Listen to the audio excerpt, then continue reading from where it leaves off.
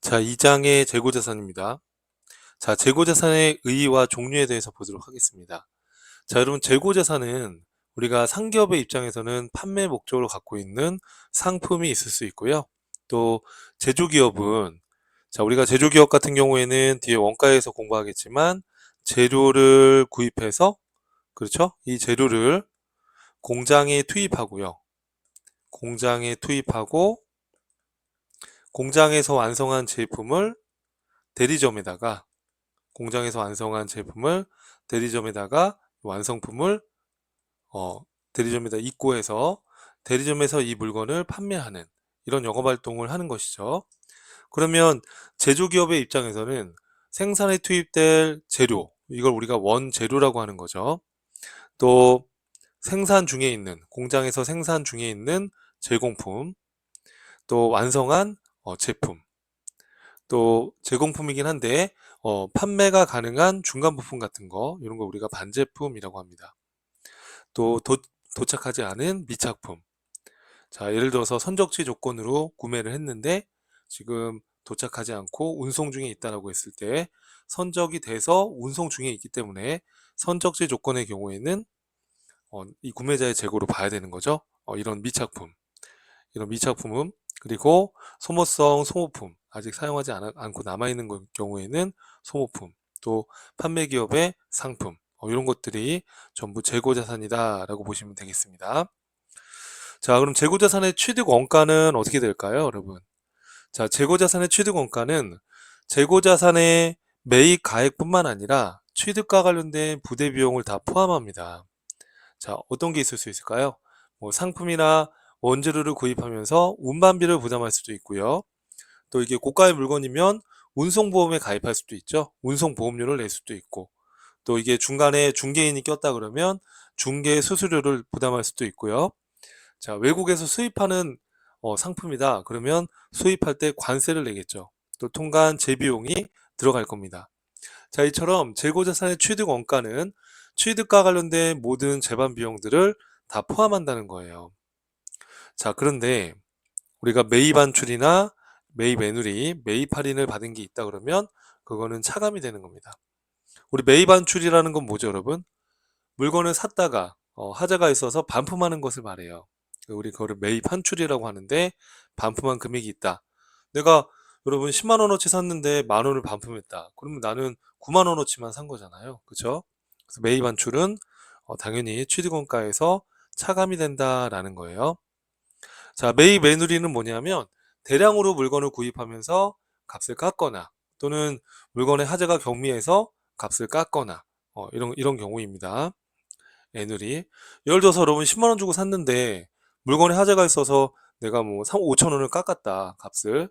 그러면 나는 9만 5천 원에 취득이 된 거죠. 그래서 이런 게 있으면은 차감이 된다라는 거. 자, 매입 할인은 매입 애누리랑 좀 다릅니다.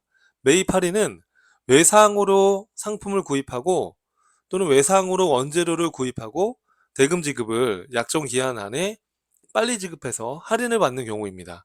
매입 할인.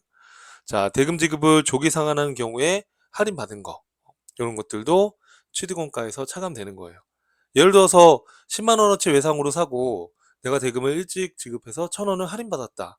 그러면 9만 9천 원에 매입을 한 거죠. 그죠? 할인받은 것만큼은 취득원가에서 차감이 된다는 거. 다만 이제 신용 조건을 우리가 표시할 수가 있는데 예를 들어서 이런 조건이다라고 하게 되면 자, 10일 이내에 만약에 내가 돈을 갚으면 5%를 할인받을 수 있는 거예요. 그리고 최대 30일까지 갚아야 된다는 의미입니다. 자, 이런 신용 조건에 의해서 내가 만약에 10일 내에 외상태를 갚았다. 그러면은 5% 할인받는 거. 이런 거 우리가 매입 할인이라고 합니다. 그럼 뭐 매입 환출이든 매입 애누리든 매입 할인이든 간에 이것들은 전부 다 취득원가에서 차감이 되는 것이다 라는 거 요거를 기억해 주시면 되겠고요. 자, 우리가 판매자의 입장에서는 어떻게 되는 거죠? 자, 판매자의 입장에서는 상품을 파는 거니까 매출이 되는 거죠. 그럼 매출했다가 혹시 반품이 되면 매출 환입. 자, 물건을 팔았다가 또 값을 깎아주면 매출 애누리. 또 대금을 일찍 회수해서 할인해 준 게 있다 그러면 매출 할인. 자, 판매자의 입장에서는 매출 수익이 줄어드는 거죠. 매출 수익이 줄어드는 거기 때문에 이렇게 총 매출액에서 이런 매출 환입, 매출 애누리, 매출 할인은 총 매출액에서 차감하여 순매출액으로 손익계산서를 보고한다는 거. 자, 여러분 간단한 사례를 통해서 한번 보겠습니다. 자, 교재는 23쪽입니다. 1월 10일 날 상품 10만 원을 외상으로 구입을 했다. 자, 그러면 우리는 차변에 상품이라는 자산이 증가하고요. 자, 외상으로 사게 되면 외상 매입금, 부채가 증가할 겁니다. 자, 1월 15일 구입한 상품 중에 만 원만큼 불량이 생겨서 반품으로 돌려보냈대요. 자, 만약에 우리가 현금으로 구입을 했다 그러면 현금을 돌려받겠지만 지금은 외상으로 지금 구입을 한 거니까 자, 반품으로 돌려보내는 것만큼 내가 외상 매입금을 갚을 필요가 없잖아요. 그럼 요것만큼 외상 매입금 부채가 감소하고 자, 그럼 대변에 지금 상품을 반품한 거니까 상품이다 라고 붕괴를 이렇게 할 수도 있을 거예요. 그런데 상품이라고 바로 붕괴를 해버리면 이게 지금 환출이 된 건지 애누리가 된 건지 매입 할인을 받은 건지 알 수 없잖아요. 그래서 우린 관리 목적상 매입 환출 및 애누리 이렇게 계정 과목을 쓰고 요 해당 재고 자산의 차감 계정으로 기록을 하는 거예요. 이해되시죠, 여러분? 자, 이렇게.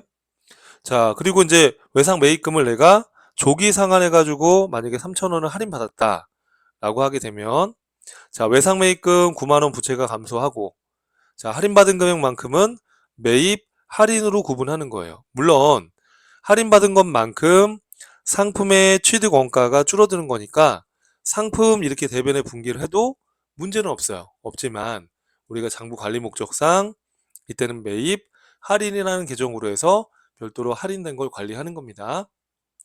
자, 그 다음 나머지는 현금으로 지급했으니까 대변에 현금 이렇게 자산의 감소로 처리해 주시면 되는 거죠.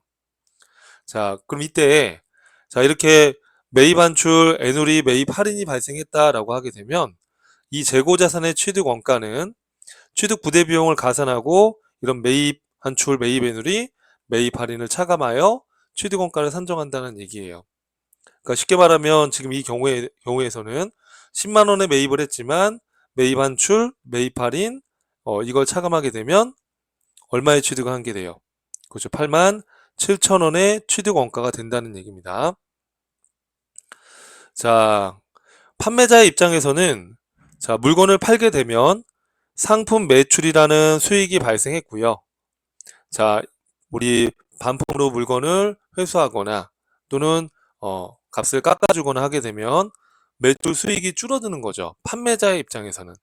그때는 매출 환입 및 애누리라고 해서 상품 매출이 줄어들었다라는 것을 의미하는 거예요. 그러니까 차변의 상품 매출 이렇게 매출을 취소할 수도 있겠지만 관리 목적상 매출 환입 및 애누리로 회계 처리한다는 거. 자, 그럼 이제 9만 원을 회수해야 되는데 자, 돈을 일찍 회수해서 8만 7천 원만 받고 외상 매출금 9만 원 중에 3천 원은 매출 할인해 줬다라고 하게 되면 이때는 3천 원만큼 이 상품 매출이 줄어드는 거지만 상품 매출이라고 하면 이게 할인을 해준 건지 애누리를 해준 건지 모르잖아요. 그래서 이거는 상품 매출 이렇게 안 하고 관리 목적상 매출 할인 이렇게 회계 처리를 해주시면 되는 거예요. 이해되시죠, 여러분? 자, 그러면 판매자의 입장에서는 손익계산서에 보고되는 매출액은 순매출액으로 보고돼야 되는 거예요. 지금 순매출액은 얼마가 되는 거예요? 그렇죠. 8만 7천 원으로 이제 손익계산서에 보고가 된다는 거. 자, 그래서 우리가 이제 지금 상품 관련해서 재고자산 관련해서 순매입액에 대해서 이제 학습을 했고요. 자, 기출문제 붕괴 실무 케이스를 보면 자, 매입거래처로부터 외상으로 구입한 상품 중에 경미한 하자로 애누리 받은 금액이 70만 원이다 라고 하게 되면 자, 어떻게 하면 되겠어요, 여러분? 이때는 자, 이때는 자, 외상 매입금을 갚을 필요가 없잖아요. 그럼 그것만큼 외상 매입금 부채가 감소하고요. 자, 그리고 우리가 애누리 받았다라고 하게 되면 어떻게 해요? 매입 애누리 이렇게 해도 되고요. 아니면 매입 환출 및 내누리 이렇게 통합해서 우리가 프로그램에 되어 있으니까 매입 환출 및 내누리 라고 해서 해당 재고자산의 차감 항목으로 기록해 주시면 되는 거예요.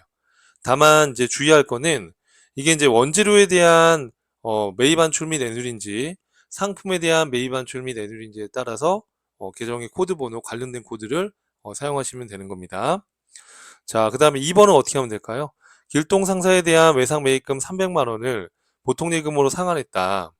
자, 그러면 차변의 외상 매입금 부채가 300만 원이 줄 거고요.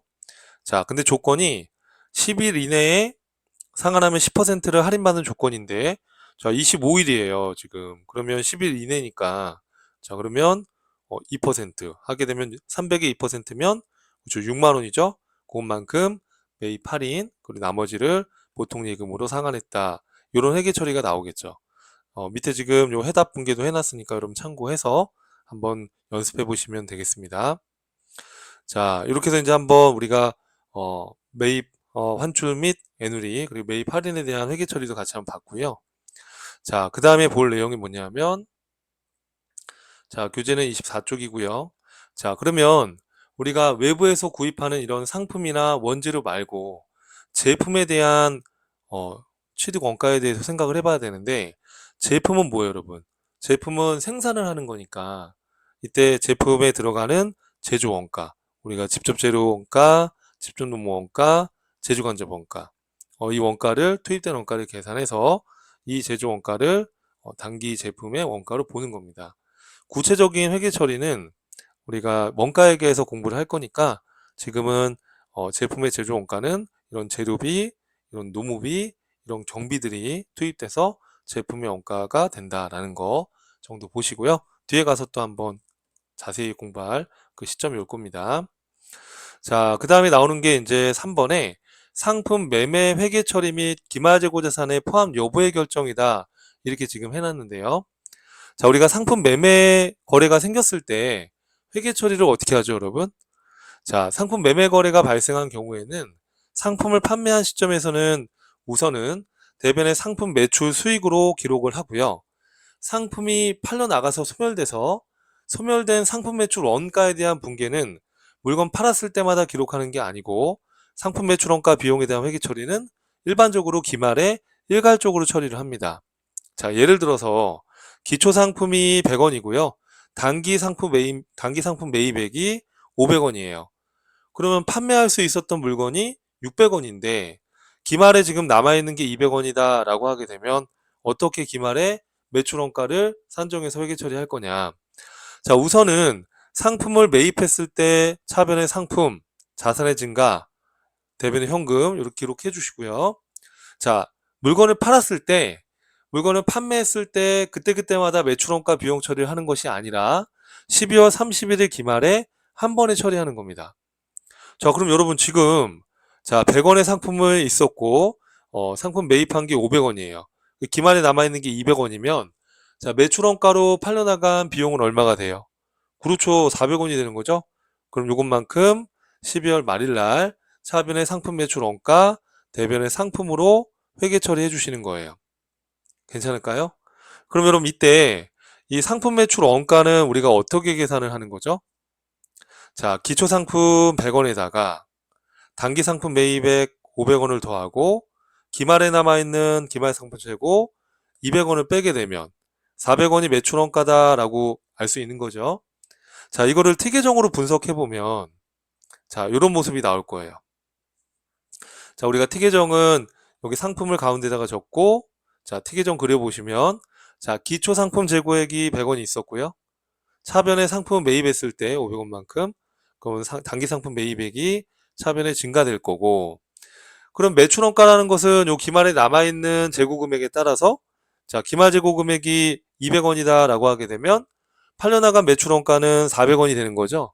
그래서 이 400원은 팔려나간 매출원가, 즉 손익계산서의 비용으로 반영이 되고요. 기말 상품 재고액은 남아있는 나의 재고자산이니까 이거는 재무상태표에 반영이 되는 겁니다. 이해될까요? 자, 여기 그림에서 볼 수 있듯이 자, 우리가 기말 상품 재고가 만약에 커지면 매출원가는 작아지게 되겠죠. 거꾸로 기말상품 재고가 작아지면 매출원가는 커지게 돼 있어요. 왜냐면 양쪽이 동일하기 때문에. 이해될까요? 자, 그렇기 때문에 우리가 기말상품 재고액이 얼마로 확정되어지는가에 따라서 손익계산서의 비용으로 기록되는 매출원가가 달라질 수 있는 겁니다. 그러다 보니까 자, 기업의 기말 재고자산의 금액을 확정짓는 것이 되게 중요하죠. 그래서 기업에서는 12월 말일 결산할 때쯤에 실제로 기말재고 금액이 장부상 금액과 일치하는지를 재고 조사를 하게 되는 거예요. 자, 그럼 이때 창고에는 상품이 있지만 창고에 없다 하더라도 우리 재고자산인 게 다른 곳에 가 있을 수 있잖아요. 그래서 이 기말상품 재고 금액을 얼마로 확정 짓느냐에 따라서 매출원가가 달라지는 것이기 때문에 이 기말재고자산에 포함을 할지 말지에 대한 어떤 판단이 필요하다는 얘기입니다. 자, 그래서 어떤 것들이 이제 주의사항이 있느냐 하면 첫 번째는 이제 미착품이에요. 자, 미착품이 뭘까요, 여러분? 그렇죠. 아직 도착하지 않은 물품을 말하는 겁니다. 그러면 도착하지 않은 이 물건을 누구의 재고로 봐야 되는가라고 했을 때 계약 조건에 따라 다른 거예요. 선적지 인도 조건이 있고 도착지 인도 조건이 있습니다. 자, 선적지 인도 기준은 자, 선적했을 때 구매자에게 소유권이 이전되는 계약 조건을 말해요. 자, 그러니까 예를 들어서 뭐 이런 거죠. 자, 우리나라에 있는 구매자가 지금 미국에 있는 판매자한테 상품을 구입을 했습니다. 그래서 이제 상품이 쭉 이렇게 이제 수입돼서 오는 건데 12월 31일 날 이게 지금 바다 중간에 상품 100원이 지금 떠 있어요. 그럼 이게 소유권이 누구 거냐라고 했을 때 선적지 조건은 이 판매자가 선적한 시점에 구매자에게 소유권이 이전되는 계약 조건이기 때문에 만약에 선적지 조건으로 계약을 맺었다 그러면 12월 말일 날 구매자의 창고에 없다 하더라도 구매자의 재고재산에 포함을 해야 되는 거예요. 자, 도착지 조건이다 라고 하게 되면 뭐죠, 여러분? 그죠. 도착했을 때 구매자에게 소유권이 이전되기 때문에 도착지 조건으로 만약에 구매를 했다라고 하게 되면 아직 도착 안 했기 때문에 이 재고재산은 구매자의 재고에 포함을 하면 안 되는 거죠. 이해될까요, 여러분? 그래서 계약 조건에 따라서 우리 기말재고에 포함할지 말지의 여부를 결정을 해야 된다라는 겁니다. 자, 그 다음에 적성품이라는 게 있대요, 여러분. 자, 적성품은 위탁 판매와 관련된 이야기입니다. 위탁 판매. 위탁 판매와 관련된 이야기예요. 위탁 판매라는 게 뭐냐라고 하게 되면 자, 물건을 내가 직접 팔 능력이 좀 부족하니까 내가 물건을 잘 팔 수 있는 회사한테 판매를 의뢰하는 겁니다. 그래서 판매 의뢰받은 회사를 수탁자라고 하고요. 판매를 의뢰한 회사를 위탁자라고 합니다. 그럼 예를 들어서 이제 위탁자가 수탁자한테 야, 네가 물건을 좀 팔아줘 라고 의뢰를 하고 물건을 보내줘요. 그 보내준 물건을 우리가 적성품이라고 하는 거예요. 예를 들어서 100개의 물건을 보내줬어요. 수탁자한테. 수탁자가 이 중에 70개의 물건을 고객한테 판매했다라고 해볼게요. 그러면 여러분 이때 이 판매 수익은 위탁자가 수익을 인식하는 거예요. 그럼 수탁자는 여러분 중간에서 뭘 가져가는 거예요? 얘는 중간에서 수수료를 가져가는 거예요. 이해될까요? 자, 그러면 수탁자가 갖고 있는 30개는 위탁자의 소유권이 있는 거니까 수탁자가 판매하지 않고 보유하고 있는 이 적성품은 위탁자의 재고자산에 포함을 하는 게 맞겠죠. 네, 그런 얘기입니다. 수탁자가 보유하고 있지만 실질적인 소유권은 위탁자에게 있으므로 기말 시점에 위탁자의 재고자산에 포함을 해야 된다. 뭐 이런 얘기입니다. 자, 그 다음 이제 시성품이라는 게 나오는데 여러분 시성품은 시용 판매와 관련된 거예요. 시용 판매라는 건 뭐냐 하면 고객님 한번 써보세요 라고 이렇게 물건을 보내주는 거예요. 그래서 고객이 사용해보고 이거 사겠다라고 구매 의사를 표시하면 판매가 완료되는 계약 조건입니다. 자, 그런데 자, 고객이 지금 물건을 점유하고 있지만 아직 구매하겠다는 의사 표시를 하지 않았어요. 그럼 이게 판매가 완료된 게 아니기 때문에 고객이 점유하고 있다 하더라도 이건 기업의 재고에 포함을 해야 된다라는 얘기입니다. 자, 반품 가능 재고 자산 이렇게 되어 있는데요. 자, 예를 들어서 이제 물건을 팔고 자, 예를 들어서 물건을 내가 100만 원어치 팔고 고객한테 고객님 혹시 이거 3일 내에 사용 안 하셨으면 반품 가능하게 해드리겠습니다. 이렇게 반품 가능한 판매를 할 수도 있잖아요. 그럼 이때는 자, 내가 만약에 이 고객이 반품을 어느 정도 할 것이다라는 추정이 가능하다 그러면 물건을 인도한 시점에 그 반품될 걸 제외하고 판매된 걸로 보는 거예요. 자, 그런데 만약에 반품이 얼마가 될지 추정할 수 없다 그러면 이거는 반품이 될 수도 있고 판매가 될 수도 있고 이거 확실하지 않기 때문에 물건을 인도한 시점에서 물건이 팔려 나갔다고 볼 수 없는 거예요.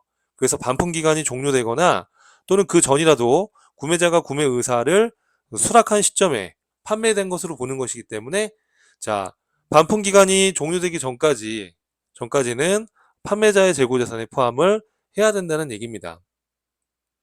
저장 상품이라는 게 나왔는데요. 여러분 저장 상품은 내가 상대방 업체에서 돈을 차입하면서 내 상품을 저장으로 잡아놓는 겁니다.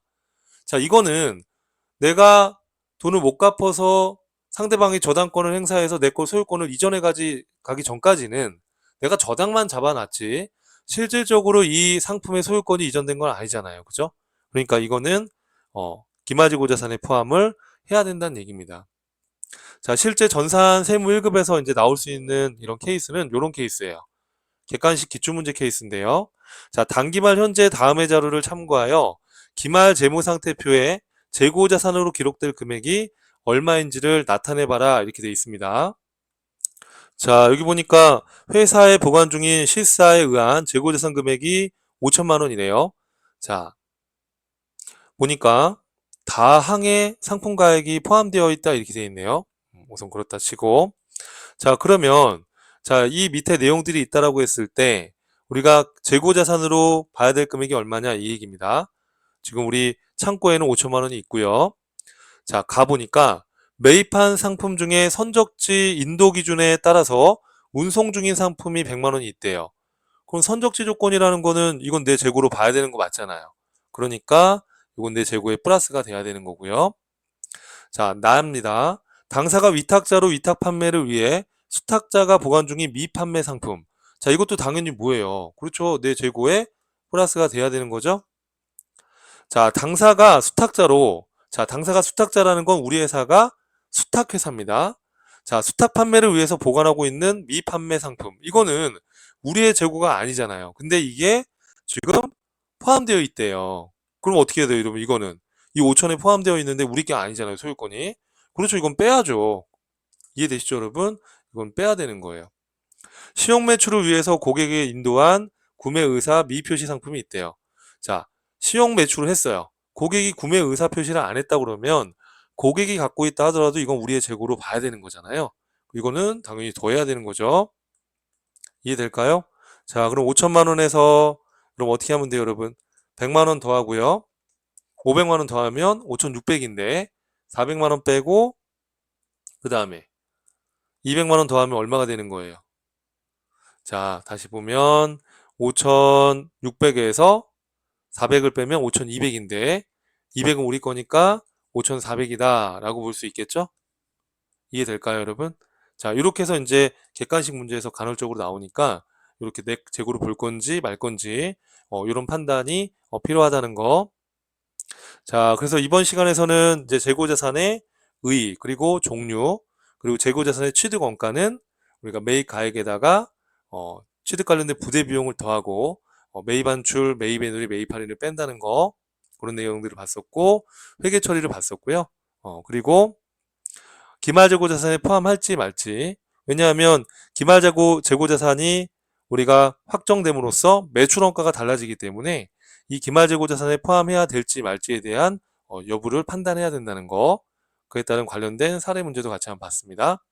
자, 다음 강에서 또 이어서 뵙도록 하겠습니다.